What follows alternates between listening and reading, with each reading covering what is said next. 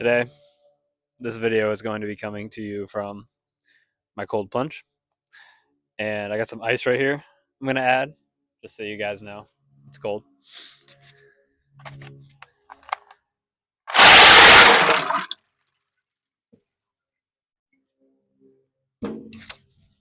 All right.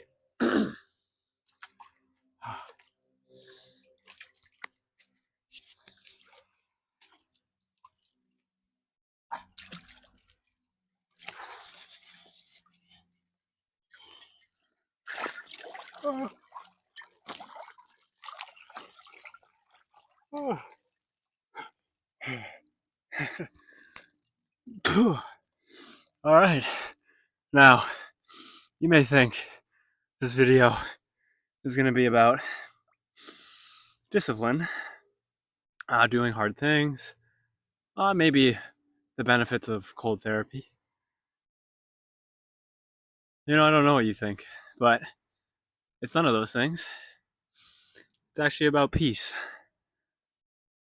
and how beautiful peace is, and how peace is truly the goal of each and everyone's life, I believe. Now, peace. There are a few things that ooh, peace does not go hand in hand with. Now, one of those things is caring about what other people think. Now, I'm kind of cold, so I can't think too well, so everything's going to be out the top of my head, as always, but even more so in this. And I'm pretty insecure about my body. And before I made this, I was like, I'll just start the video in the cold plunge, so no one has to see my my stomach or my anything. And then I thought, how unpeaceful of me to care what people think about how I look. I do the best I can with what I have, and to not be at peace, you cannot care what other people think and be at peace. If you walk around with your shirt off and you're insecure about what other people may think, or you're worried about anything about other people's opinions, you are not at peace. These are things do not go together. And another thing about peace is, so often I think we get bored of peace. So often we obtain peace and we have a misconception of what happiness is. We think that happiness is joy, but happiness is not joy. Joy is a temporary emotion. Happiness is better described as peace. So we have peace or happiness, and we're peaceful for a time being, and then we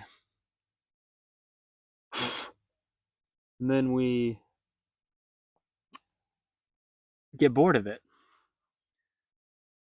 We think, this is it? No, this can't be it. This isn't happiness, because we're not feeling immense joy 24/7, which is obviously impossible. To be in complete state of euphoric bliss 24/7, that is not happiness. That is joy, and joy is not something that can happen 24/7.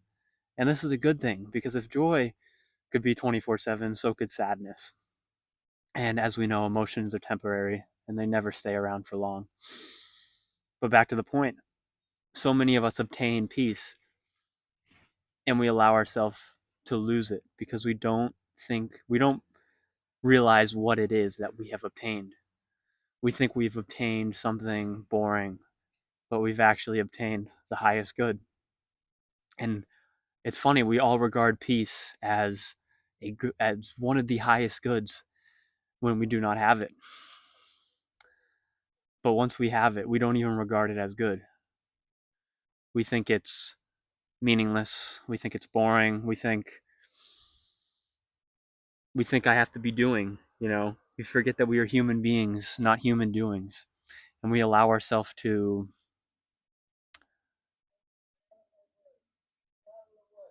work ourselves out of happiness. And this is truly a pity.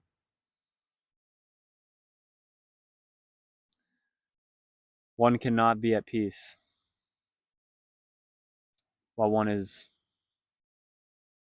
believing that they are bored, when in reality they are at peace. And one cannot be at peace when one cares about the opinions of another. As Marcus Aurelius said, we love ourselves more than other people, yet we care more about their opinions than our own. We care more about what these people that have no idea who we are, that have no idea what we have been through, what we are going through, or are our goals, judge us and affect where we are going in life. And it's truly a pity. Marcus Aurelius also once said,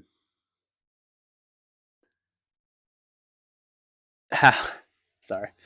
Marcus Aurelius also once said how fly in my eye, how sad it is that we let the untrained soul affect the trained soul. The soul that puts so much work into improvement, to self betterment, to peace, to happiness, to kindness. We let that soul be so affected by the soul that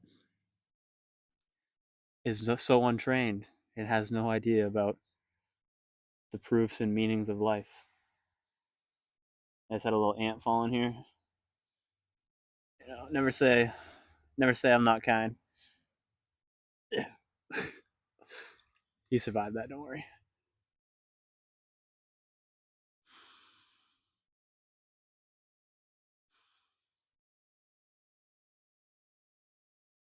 And a metaphor that comes to mind as I'm sitting here in this cold plunge is kind of how peace works. When you're in a cold plunge and you don't move, your body creates a thermal layer around you and it becomes easier. That's why my voice has mellowed out and I'm not chittering, chattering as much and I don't look as uncomfortable because I built the thermal layer around my body. So the cold isn't as bad. And peace is like this as well. You can build the thermal layer of peace around you. And the only one that can disrupt that thermal layer of peace is you. No outside force can disrupt it unless you allow it to. The soul cannot be touched by outside things, only by inside things, and only by internal forces that allow it to be jarred. No one can inflict you an ugliness. No one can make you do bad things. You say the reasons for your actions are them, but it isn't. There's been people who have been met with your same exact situation and they did not act in the same manner that you had. Therefore, it is not the situation, but the man in the situation that decides the outcome. You can have a thermal layer of peace around you. And unlike in this cold plunge where the water is outside of me, and if someone came along and shake the water around, my thermal layer would be broken. Life is not like this. No one can disrupt your thermal layer of peace. And that is a beautiful thing. And I really just want to hammer home the point that peace peace is not insecure. Let me say that again. Peace is not insecure. Peace doesn't care what other people think. Peace doesn't allow itself to be muddied by other muddied souls. Peace doesn't allow itself to shy away from being its true self. Peace realizes that what is right to do is right for you to do, and places no weight in the opinions of the untrained souls of this world who are quick to anger, who are quick to judge, who are quick to speak. For the wise man is truly slow to speak and slow to anger and quick to listen. And these are all signs of peace. The one at peace doesn't need to angrily defend his position in hopes of recognition. He understands that whether people agree with him or whether they disagree with him, it doesn't affect him. And he also realizes that to be great is to be misunderstood. Ralph Waldo Emerson said that, and how true that is. All the greats have been misunderstood, from Jesus to Gandhi to Nikola Tesla, fill in the blank. All the greats have been misunderstood. All the trailblazers were called crazy, and all the peacemakers were called delusional. But to place so much value,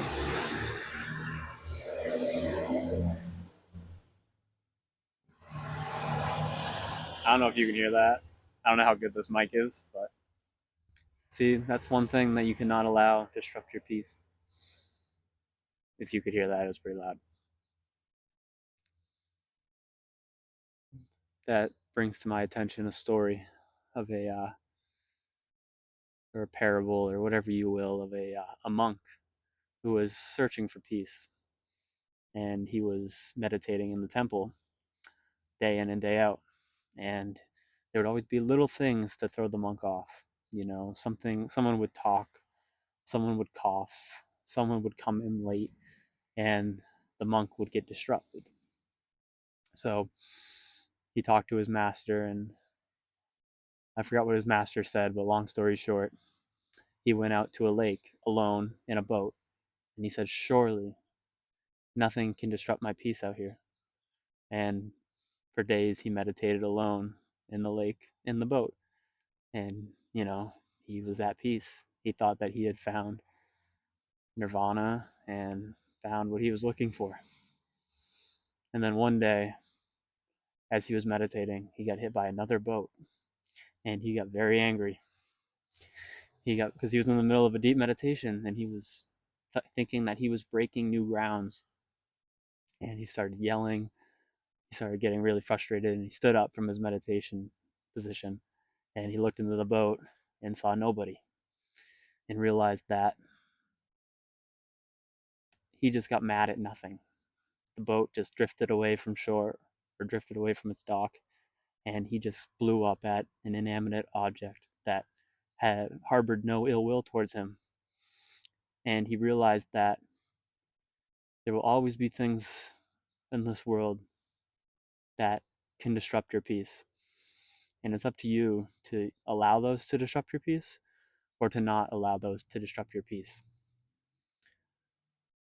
And I mean, I think it's pretty obvious which one you should go for, because it's no fun having your peace disrupted by inanimate objects that harbor no ill will towards you.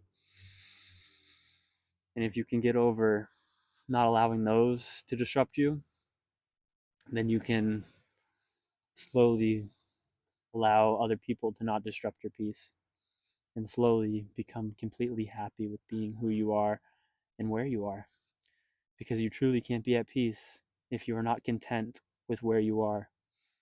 And you cannot be at peace if you are governed by ambition.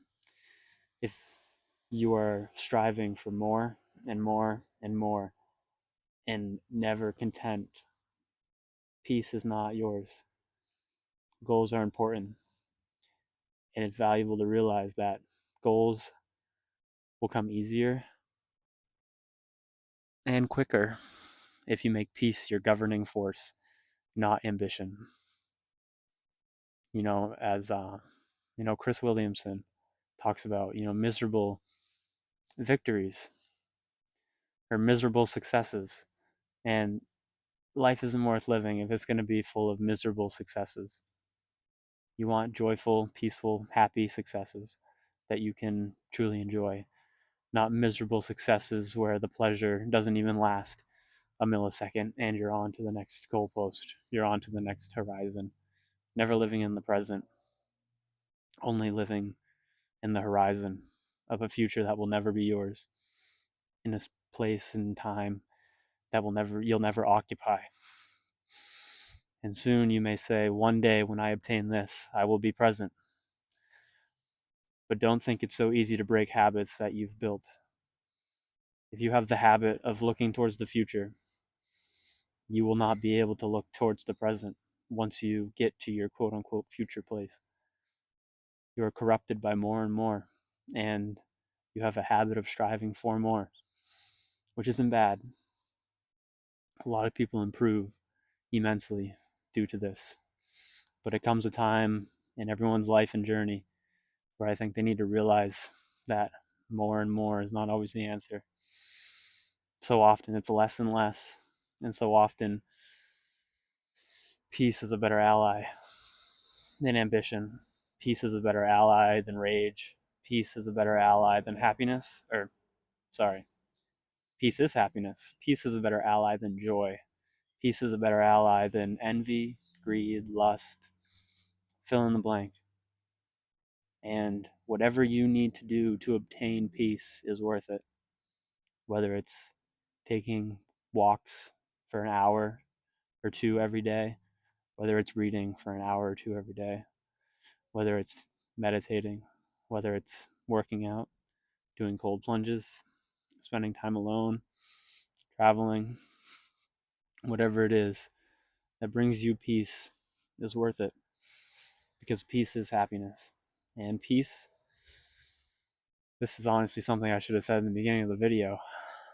So if you made it this far, uh, you're probably about to get the best advice. But as my brain got a little scattered in the beginning, um,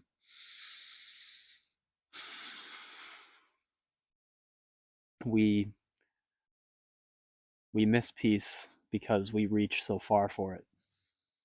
We extend our hand so far, and we extend our reach so vastly that peace evades us. Because peace is not beyond our reach. You reach for peace when it's within. You can't, when you reach for something out here that is here, you'll never obtain it. And it's, you can see I broke that thermal layer because that was cold. Um,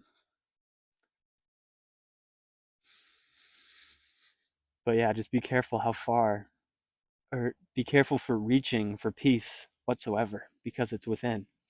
It's not outside of you. It's within you.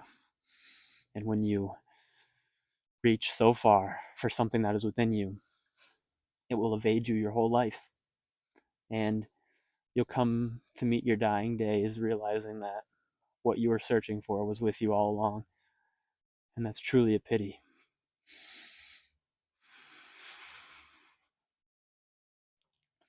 And peace, peace, peace can look like this. Peace can look uncomfortable. Peace can look cold. Peace doesn't have to be sunshine, rainbows, lollipops on a beach. Peace can be anywhere because it's within. It's a state. It's an internal state. It doesn't matter where you are, what you're doing. And so often, it matters who you are. Actually, it always matters who you are and not where you are. For where you are is trivial, but who you are is everything. And you can be in heaven and hell, or you can be in hell and heaven, depending on your internal state.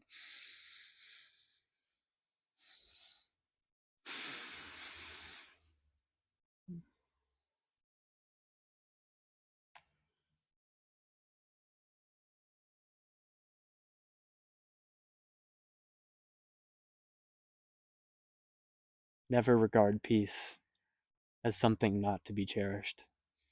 And don't get bored of peace. To be bored of peace is to be missing out on life's greatest joy. And to care what other people think about you, to be insecure, means you are not at peace. Because peace isn't insecure.